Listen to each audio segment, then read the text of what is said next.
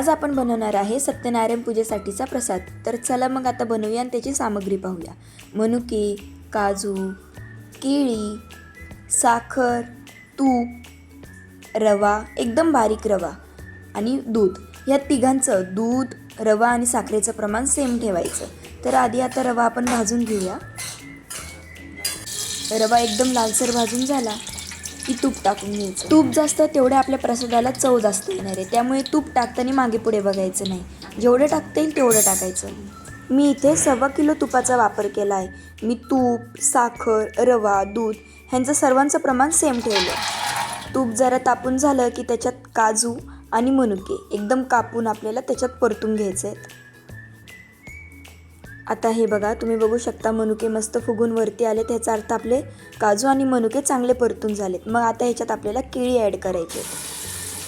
केळी जोपर्यंत पूर्ण परतून निघत नाही तोपर्यंत आपल्याला परतून घ्यायचे।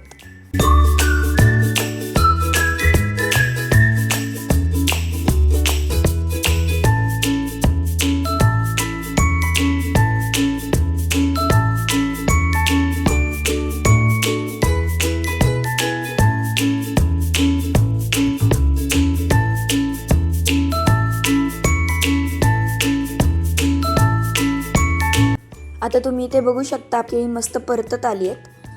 अजून थोडा वेळ परतून घ्यायचं। या प्रकारे तुम्ही बघू शकता इथे केळी एकदम मॅश झालेले आहेत। आता आपल्याला मगाशी जो रवा भाजून घेतला होता तो रवा ह्यात ॲड करायचा आहे।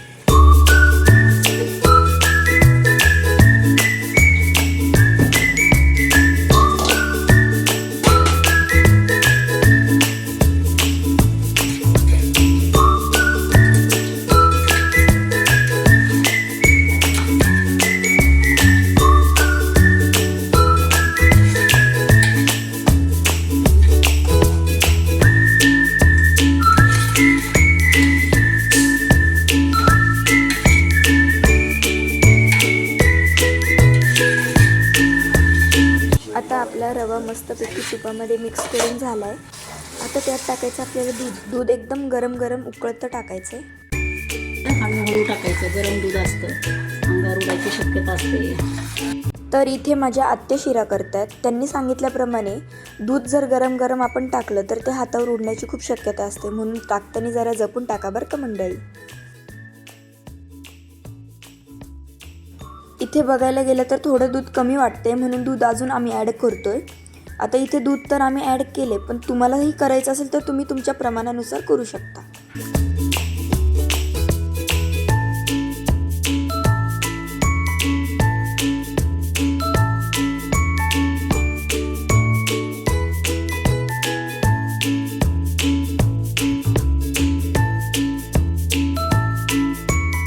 आता आपल्याला शिऱ्यामध्ये साखर ॲड करायची।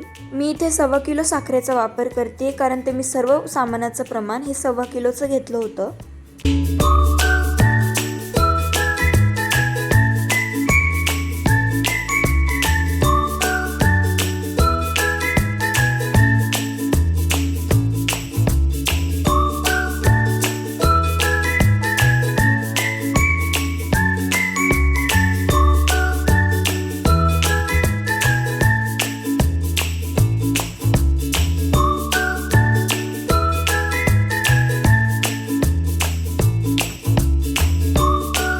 साखर मिक्स करून झाली की आपल्याला 2 ते 3 मिनटं रवा हा झाकून ठेवायचा आहे। आता आपल्याला शिऱ्याला फायनल टच द्यायचा आहे वेलची पावडर टाकून। तर आता जेवढी आपण वेलची पावडर टाकणार तेवढे आपल्या शिऱ्याला चव जास्त येणार, म्हणून इथे कंजूसी करू नका।